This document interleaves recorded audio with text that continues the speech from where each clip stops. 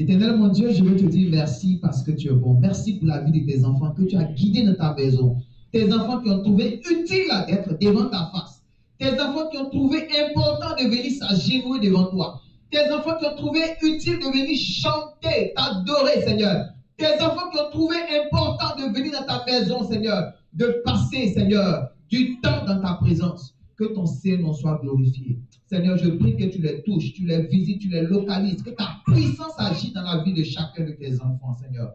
Je te confie ta parole, bénis ta parole, dispose nos cœurs à véritablement recevoir cette parole et qu'elle apporte du fruit dans nos vies, qu'elle apporte du fruit dans nos cœurs pour la seule gloire de ton nom, en ton nom précieux que nous avons prié au nom de Jésus. Amen.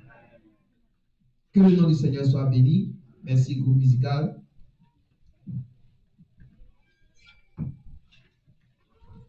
Sans plus tarder, nous allons aller dans nos Bibles, dans le livre de Jean 8, verset 36.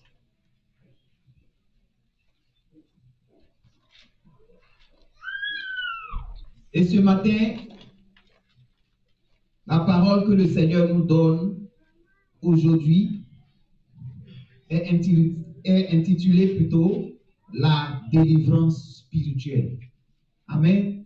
Bien-aimés, enfants de Dieu que nous sommes, êtres humains que nous sommes, nous avons besoin, chacun de nous, selon les réalités qu'il traverse, recevoir toujours la délivrance du Seigneur.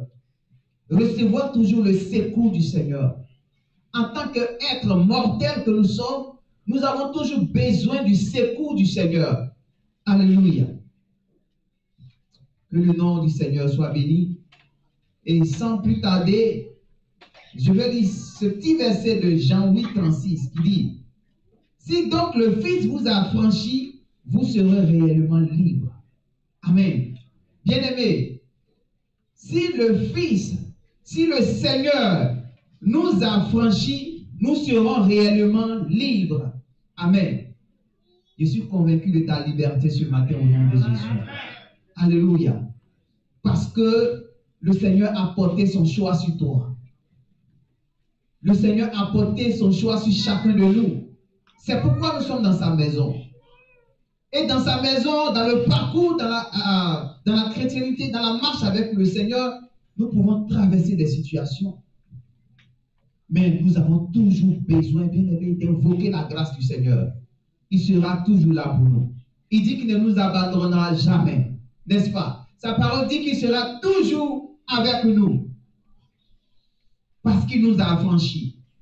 Il a fait de nous des êtres libres. Mais il est important pour nous de réaliser d'abord que nous sommes libres. Bien-aimé, est-ce que tu réalises que tu es libre? Est-ce que tu réalises que tu as affranchi? Est-ce que tu réalises que le Seigneur a payé le prix pour ta délivrance? Alors tu es délivré au nom de Jésus. Il faut le savoir. Il faut réaliser cela en son être. Si donc le Fils vous a affranchi, vous serez réellement libre. Bien-aimés, je voulais que ce matin, nous comprenions ce que c'est que la délivrance. Un enfant de Dieu doit vivre une vie de délivrance. Amen. Une vie libérée de tout obstacle. Une vie libérée de toute influence extérieure, de toute influence démoniaque, de toute oppression spirituelle, mentale, physique. Nous devons être libérés de tout cela. Et pour cela, nous avons besoin toujours que le Seigneur nous délivre. Nous avons toujours besoin d'invoquer la grâce du Seigneur, implorer le Seigneur dans la prière pour qu'il nous apporte toujours la délivrance. Alléluia. Et cela nécessite de notre part beaucoup de sacrifices. Cela nécessite de notre part des positions très importantes. Bien-aimés, la délivrance que nous cherchons, la victoire que nous voulons dans nos vies, se retrouve confrontée à beaucoup de situations. Aujourd'hui, vous allez voir beaucoup de chrétiens, beaucoup d'enfants de Dieu qui sont pris par la dépression, par les situations de la vie, les problèmes spirituels, beaucoup de choses arrivent. Mais nous avons cette possibilité-là d'être au-dessus de tout cela. nous avons cette possibilité-là de vivre la délivrance, d'être libérés, d'être complètement délivrés de toute influence négative qui seront sur notre passage. Parce que le Seigneur nous a donné le pouvoir. Bien-aimés, mais pour atteindre cela, il faut que chacun de nous fasse certaines choses. Nous ne devons pas manquer de foi. Nous devons être des chrétiens qui manifestent la foi. Bien-aimés, quand nous manquons de foi, c'est difficile pour nous d'atteindre la délivrance. C'est difficile pour nous de recevoir la délivrance. Parce que le Seigneur agit véritablement dans la vie de ceux qui le croient, de ceux qui croient en lui, de ceux qui ont foi en lui. Bien-aimés, soyons des enfants de foi. Soyons des chrétiens de foi. Soyons des personnes qui croient ce que le Seigneur va se manifester toujours dans leur vie. Amen. La Bible dit que sans la foi, il est impossible de plaire à Dieu. Quel que soit ce que nous voulons faire, quel que soit ce que nous voulons entreprendre, quel que soit ce que nous demandons au Seigneur, nous devons avoir la foi. Nous devons croire. C'est alors que nous allons voir cela se manifester. Amen. La foi est très importante pour chacun de nous. La foi active, une foi qui est déterminée.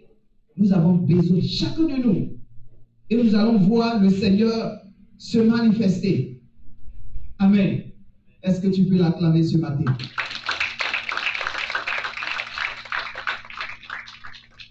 Nous avons besoin de la foi.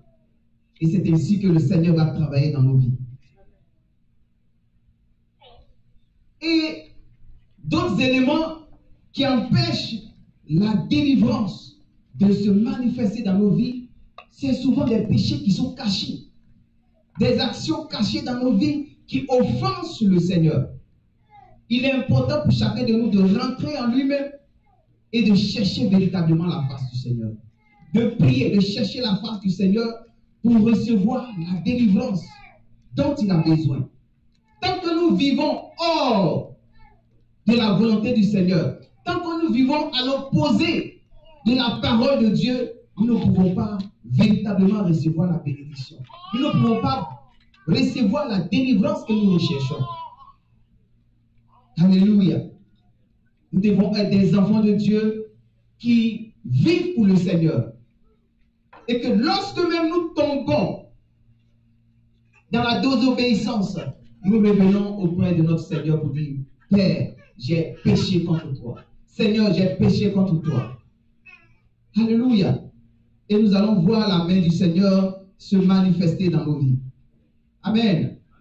Est-ce qu'on peut acclamer encore ce Dieu-là? Le Seigneur est bon. Et il y a beaucoup d'éléments comme ça, beaucoup d'exemples comme ça, qui font que nous ne pouvons pas recevoir la délivrance que nous avons besoin. Alléluia. Le peuple d'Israël dans le désert, à un certain moment, a douté. Quand ils ont vu que c'était difficile, le peuple d'Israël a douté dans le désert. La foi a volé en éclats. Ils ont même dit à Moïse: c'est mieux où on était en Égypte. Pourquoi tu nous envoies dans le désert ici pour venir mourir? Alléluia. Et la délivrance que le Seigneur devait leur apporter, ils n'ont pas pu recevoir cette délivrance. Ceux qui étaient sortis d'Égypte. Alléluia. La délivrance que le Seigneur devait leur apporter, ils n'ont pas pu recevoir cette délivrance parce qu'ils ont douté de ce que le Seigneur allait faire pour eux. Malgré ce que Moïse a dit, ils ont douté. Ils ont dit: Moïse, tu nous envoies ici dans le désert pour mourir. Ici, il n'y a rien, on n'aura même pas de sépulcre quand on va mourir. Il n'y a rien dans le désert, c'est difficile. Même en Égypte, c'est mieux. Alléluia. Ils ont douté. Alors, qu'est-ce qui s'est passé? Le Seigneur les a fait tourner 40 ans dans le désert. Ils étaient supposés traverser l'Égypte, sortir de l'Égypte et passer seulement 40 jours. Alléluia. Mais les 40 jours sont devenus 40 ans. À cause du doute, à cause du fait qu'ils ne croyaient pas que Dieu pouvait faire la chose. Au lieu de 40 jours, 40 ans, vous voyez la différence. Au lieu de 40 jours, ils ont fait 40 ans. C'est-à-dire que tous ceux qui sont sortis en Égypte là, ne sont pas arrivés à la terre promise. Ce sont les enfants, ce sont les descendants, les arrière-petits-enfants, peut-être. Plus Josué et Caleb. Les deux personnes qui sont sorties de l'Égypte, Josué et Caleb, c'est ces deux autres personnes qui ont pu accéder à la terre promise. Parce qu'eux, ils croyaient. Alléluia. C'est pourquoi, enfants de Dieu que nous sommes, croyons en la présence de Dieu.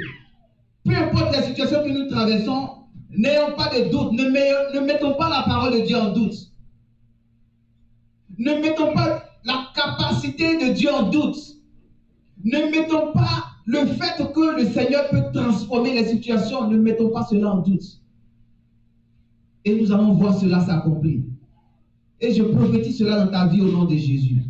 Aussi longtemps que tu croiras, le Seigneur va faire ce miracle dans ta vie. Aussi longtemps que tu vas rester dans la persévérance, le Seigneur va faire ce miracle dans ta vie. Parce que rien n'est impossible à lui. Ils ont manqué de foi, mais ils n'ont pas pu arriver à la terre promise. Ils n'ont pas pu bénéficier de cette délivrance. C'est-à-dire sortir de l'Égypte et aller à la terre promise. Toi, tu vas bénéficier de ta délivrance au nom de Jésus. Tu vas bénéficier des grâces que le Seigneur a programmées pour toi. Tu vas bénéficier des merveilles que le Seigneur a planifiées pour toi. Parce que tu crois. Alléluia. Que le nom du Seigneur soit béni. Donc, le manque de foi a été un problème pour eux, pour les enfants d'Israël. Et à ça, on peut ajouter Matthieu 14, verset 28, qui nous parle d'un exemple que nous connaissons bien. Pierre, l'apôtre Pierre, lors d'une tempête, a vu Jésus en train de marcher sur l'eau. Et il dit, Seigneur, permets que je marche pour venir vers toi. Il dit, Seigneur, permets que je marche vers toi. Le Seigneur a dit, viens alors. Et l'apôtre Pierre a commencé à marcher. L'apôtre Pierre a commencé à marcher. Mais arrivé à ce moment, Pierre a senti la force du vent. Alléluia. Il ne s'est plus concentré. Il a regardé le vent qui soufflait maintenant. Il a regardé les vagues qui montaient. Alléluia. Et il a commencé à avoir peur. Alléluia. Et il a commencé à couler. Bien-aimé, ne doute pas de la puissance de Dieu. Si le Seigneur est en train de faire quelque chose que tu vois, ne doute pas. Cela va s'accomplir au nom de Jésus. Alléluia. La bénédiction de Dieu dans ta vie va s'accomplir. Ne regarde pas les vagues. Ne regarde pas ce qui bouge à côté de toi. Ne regarde pas le niveau de l'eau qui monte au-dessus de ta tête. Mais regarde à ce que Dieu va agir. Alléluia. Est-ce que tu es convaincu? Acclame le Seigneur. Dieu va agir. Tu m'as dit, je m'en fous des vagues. Je m'en fous de l'eau qui monte auprès de moi. Je m'en fous de tout cela. Même si je sens que le vent est trop fort, je n'ai pas peur. Parce que c'est Jésus même qui m'a dit de venir. C'est Jésus qui m'a dit, marche et puis viens.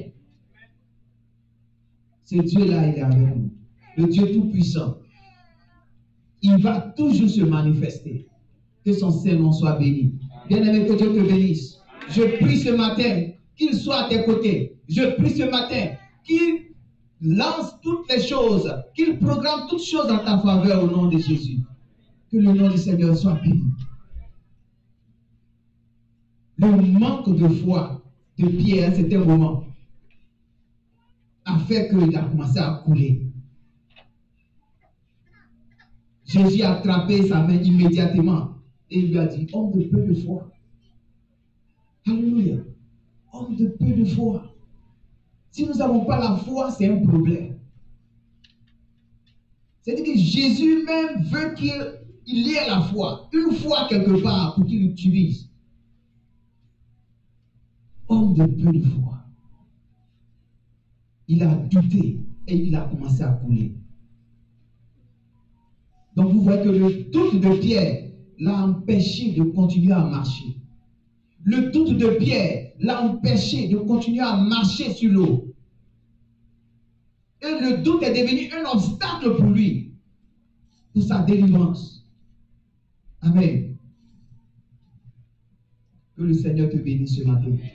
Et qu'il éloigne de ta vie, qu'il ôte de ta vie tout doute, afin que tu sois un chrétien déterminé, un chrétien zélé, un enfant de Dieu qui croit fermement que le Seigneur est celui-là qui décante toutes les situations. Devant lui, rien n'est impossible. Amen. Que le nom du Seigneur soit béni. Nous devons retenir que la foi est un élément clé, bien aimé, pour être dans la délivrance, pour vivre la délivrance, pour expérimenter la délivrance. La foi est importante pour nous, chacun de nous.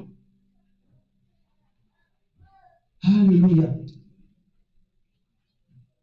Quand nous prenons l'exemple de Marc chapitre 6, verset 1 à 6, je vais lire ça et puis là, comme ça, on va bien comprendre. Si vous avez vos Bibles, vous pouvez prendre Marc 6, juste après Matthieu. Marc 6, et je vais lire le verset 1 à 6. Jésus partit de là et se rendit dans sa patrie. Ses disciples le suivirent. Quand le sabbat fut venu, il se mit à enseigner dans la synagogue. Beaucoup de gens qui l'entendirent étaient étonnés et disant, d'où lui viennent ces choses? Quelle est cette sagesse qui lui a été donnée? Et comment de tels miracles se font-ils par ses mains? N'est-ce pas le charpentier, le fils de Marie, le frère de Jacques, de Jose, de Jude et de Simon? Et ses sœurs ne sont-elles pas ici parmi nous? Et il était pour eux une occasion de chute. Mais Jésus lui dit, un prophète n'est méprisé que dans sa patrie, parmi ses parents et dans sa maison. Il ne put faire là aucun miracle, si ce n'est qu'il en imposa les mains à quelques malades et les guérit. Et il s'étonna de leur incrédulité. Il ne put faire aucun miracle, si ce n'est qu'imposer les mains à quelques personnes. Alléluia. Parce que les gens ont douté.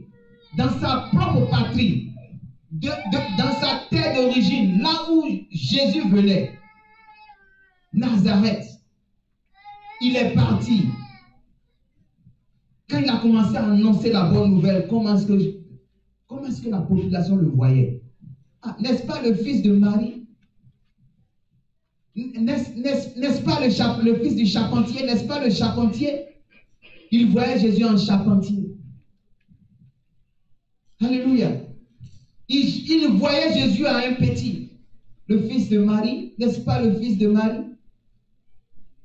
N'est-ce pas le fils de Joseph? N'est-ce pas le charpentier? Voilà comment les habitants de Nazareth voyaient Jésus. Ces sœurs ne vivent pas avec nous ici tous les jours. Ils voyaient Jésus comme une personne qui n'était pas spéciale. Alléluia. Comment est-ce que tu regardes Jésus aujourd'hui? Bien-aimé, comment est-ce que tu le vois? C'est cela qui va déterminer sa puissance dans ta vie. C'est cela qui va déterminer son action dans ta vie. C'est cela qui va déterminer les miracles dans ta vie. Comment est-ce que tu le vois? Tu le vois seulement en charpentier? Tu le vois seulement en fils de Marie? Tu le vois seulement un enfant? L'enfant Jésus? Ou bien comment est-ce que tu le vois? Est-ce que tu penses que si tu as foi, des miracles peuvent s'opérer en son nom? Alléluia. La foi est un aspect, est un élément très important pour nous, pour bénéficier de la délivrance du Seigneur.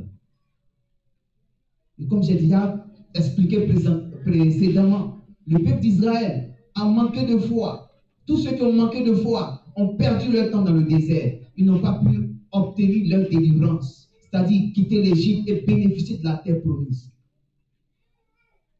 Ils n'ont pas pu accéder à cela. Amen. Soyons des hommes de foi. Soyons des femmes de foi. Des gens qui croient à la puissance de Dieu. Des gens qui croient que Dieu peut transformer toutes les situations. Des gens qui croient que le Seigneur peut changer tout. Alléluia. Qu'il peut changer les maladies en guérison. Qu'il peut changer même les problèmes en solution. Qu'il peut faire tout cela. Alléluia. On acclame le Seigneur. Que le nom du Seigneur soit béni. Et dans le livre de même Marc, chapitre 9, verset 17 par là, la Bible dit qu'il y a un homme qui a envoyé son fils pour que Jésus, plutôt aux apôtres, pour que les apôtres le guérissent. Et les apôtres ont essayé ce qu'ils pouvaient, ils n'ont pas pu. Ils sont allés voir Jésus.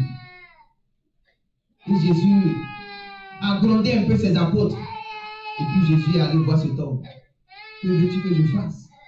Cet homme-là a dit que si tu peux faire quelque chose pour mon fils, il pique des crises et ça l'amène à vouloir tomber dans le feu. Si tu peux faire quelque chose.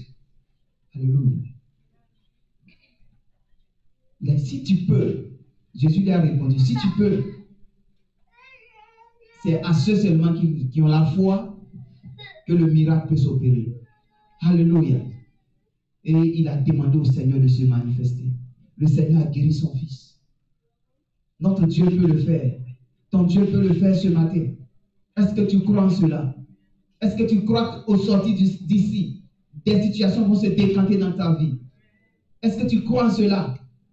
Que le nom du Seigneur soit béni. Merci Père. Merci Seigneur Jésus. On va se tenir debout et on va prier. Merci Seigneur Jésus. Nous avons besoin de la foi. Nous avons besoin de la foi, Seigneur Jésus. Merci Père. Tu nous apprends ce matin que le manque de foi, Seigneur Jésus, est un problème pour nous. Le manque de foi nous empêche véritablement d'accéder à nos bénédictions. Le manque de foi nous empêche de bénéficier de tes grâces, de tes faveurs. Seigneur, je prie ce matin, afin que ta foi soit une réalité dans nos vies. Seigneur, que nous soyons des chrétiens de foi. Merci Seigneur Jésus. Merci Père, merci Dieu Tout-Puissant. Merci Dieu Tout-Puissant. Merci Dieu Tout-Puissant.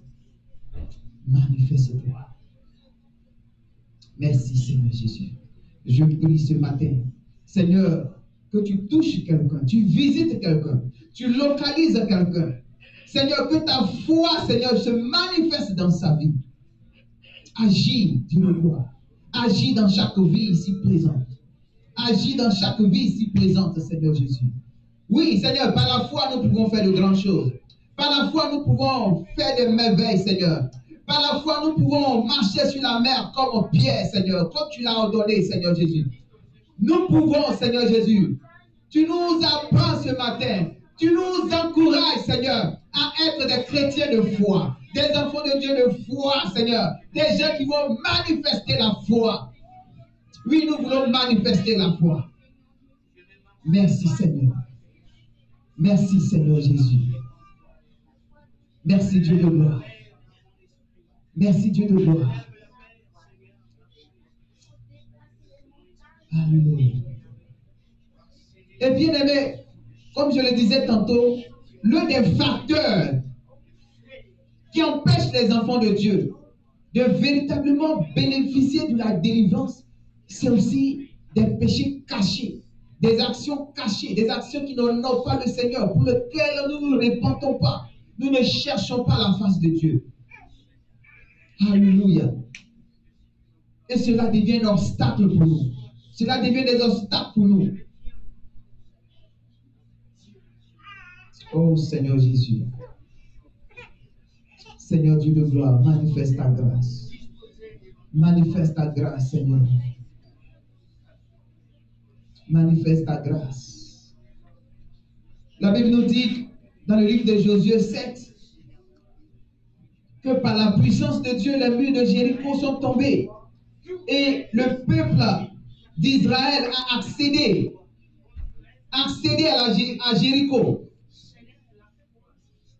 Mais quand ils ont accédé à Jéricho, Josué a voué à l'échec, par interdiction plutôt, tout ce qui est à Jéricho. C'est-à-dire que les enfants d'Israël ne devaient rien prendre à Jéricho. Tout devait être voué par interdit. Mais il y a un homme. Il y a un homme qui a caché de l'or. Il y a un homme qui avait caché de l'argent, du nom de Akan. Il allait enterrer cela sous sa tente. Il allait garder cela pour l'utiliser. Et après avoir désobéi au Seigneur, le peuple d'Israël devait avoir un autre combat après le peuple de Jéricho.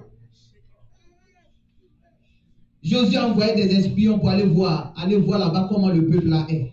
Ils sont partis. Ils sont revenus à Josué. Ils ont dit non, là-bas c'est encore petit. Oui, c'est un petit peuple, on va les gagner. On va les combattre. Ce n'est pas la peine de prendre beaucoup de personnes. Tout le monde n'a pas besoin de partir. Seulement 2000 personnes, on va gérer ça, on va les combattre, on va gagner, on va avoir la victoire.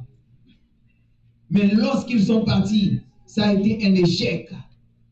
Lorsqu'ils sont partis, ce petit peuple-là, qu'ils partaient combattre, ce peuple-là les a vaincus. Et il y a eu même 36 morts dans le camp d'Israël.